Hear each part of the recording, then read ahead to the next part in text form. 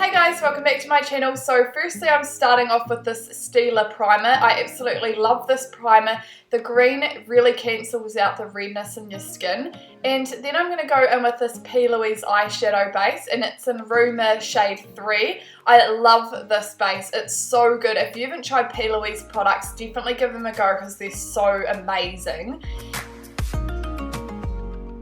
Now I'm going in with this Morphe 35P palette, and I'm just blending this purple shade into my crease. I absolutely love Morphe eyeshadows. They're so good and they're so pigmented, and if you want something affordable, Morphe is definitely an option. And now I'm going in with a Blank Canvas by P.Louise, and I'm just doing a cut crease and then going in with this shimmery purple shade with that Morphe palette. To really define that cut crease, I'm using this purple shade from the Morphe palette again, and then I'm going in with this Tarte palette and I'm adding some shimmer onto the lid. I love the way this turned out. And now I'm going in with Ibiza from P.Louise, and I'm just adding some colour to my waterline and making it really pop. And now I'm going in with these xobeauty lashes, and they're in the center, and I'm just using some tweezers to apply them. And we will watch the flames burn over on the mountainside.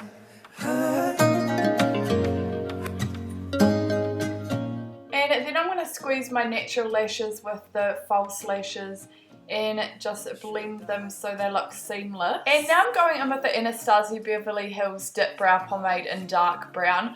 I find this is a little bit drying, but I still haven't found something I like more than that. So yeah, I'm just running this through my brows and filling them in. Mountainside, desolation comes upon the sky. And then to make them a little bit more natural, I'm grabbing this spoolie and I'm just running that through my brows.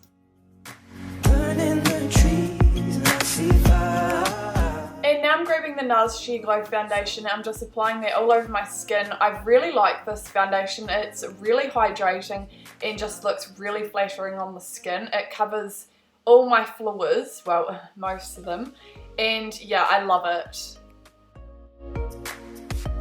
And now I'm going in with this matte concealer. I'm just applying some under my eyes. This is really full coverage concealer and I absolutely love it.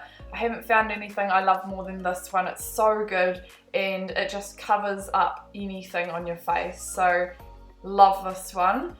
And then I'm just going to get a brush and blend that out.